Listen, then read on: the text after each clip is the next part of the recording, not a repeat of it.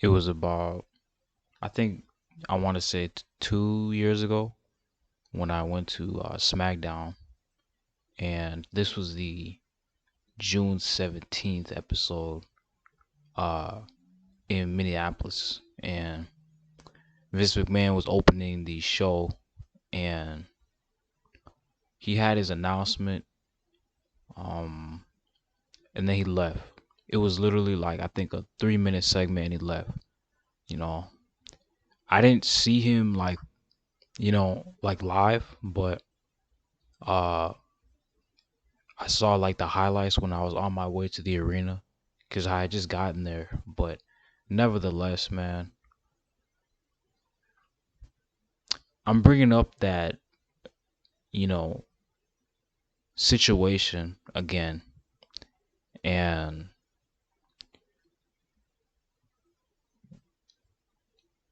we fast forward to today, where or a couple of days ago, excuse me, where this nigga has had more allegations on him, even worse than last time, and I was gonna give it, the benefit of a doubt.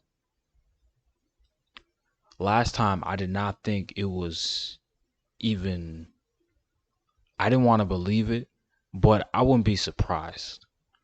You know, this is a man who has done a lot of things, that have not come to surface till these past couple years, and these allegations, these claims, you know, these sexual harassment, traffic, all that stuff. This happened decades ago, man. Like decades ago, you know. And with WWE, I've been really keeping up with the company,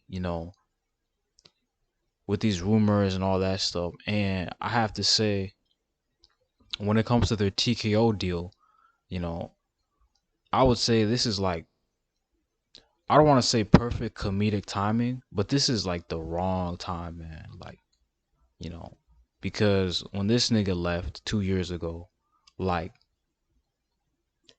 the backstage morale of the company was very, shocked that he retired. And Vince went away because, he had allegations and all that stuff on him. So his best move was to leave. Stephanie is, you know, the the owner for a short amount of time, then she leaves. So it's like, what next, man? Like what uh what is gonna be the next scenario for that situation?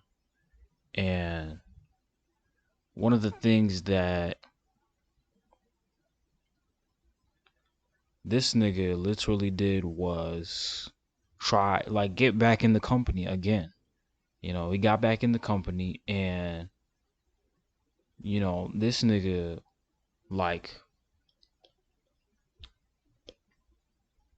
was reinstated in the company. He came back now, like, you know, settled in, and where we're at now, nigga, we're at the point in like the WWE where I think it's going to be very hard for this company to move forward, man, without like the image that it once held, the image that it once had, you know, with Vince being the CEO at one for a long time and him having these allegations, and people now just starting to realize that what this man does behind the scenes with all these like, you know, sex trafficking, whether it's these cases that, you know, like with the dead, literally, the steroid use. We could even talk about sexual, so like all of that stuff, man. Like, me personally, I don't condone any of that. I don't support a nigga who does any of that shit, especially if you have money. But one thing is, man, you guys should already know at this point. I think in just society, right? If you have a lot of money, you could get away with a lot of shit. But, you know, everything comes out of the closet, you know.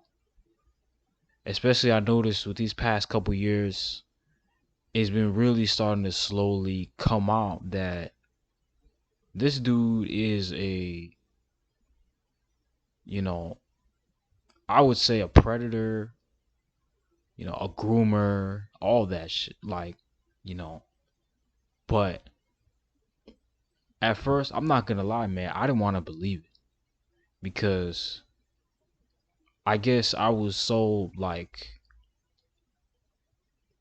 impressed by the Vince McMahon character, you know, but I never knew who Vincent Kennedy McMahon was, in real life. And a lot of people, even within the WWE, don't really know who he is in real life. Not the character, who he is in his everyday mundane, 24/7 outside of the WWE life. But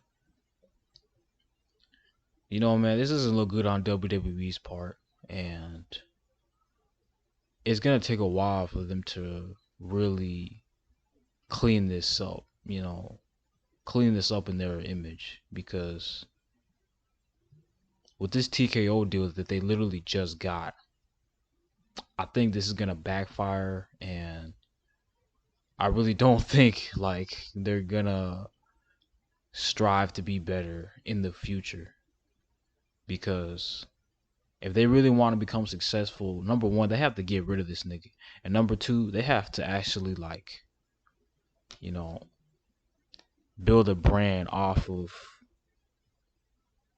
new pillars. You know what I'm saying? Sort of like, you know, rebuilding something from the ground up.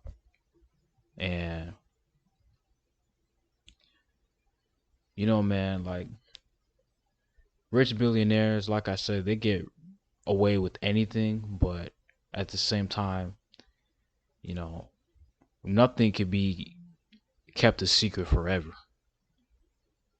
So,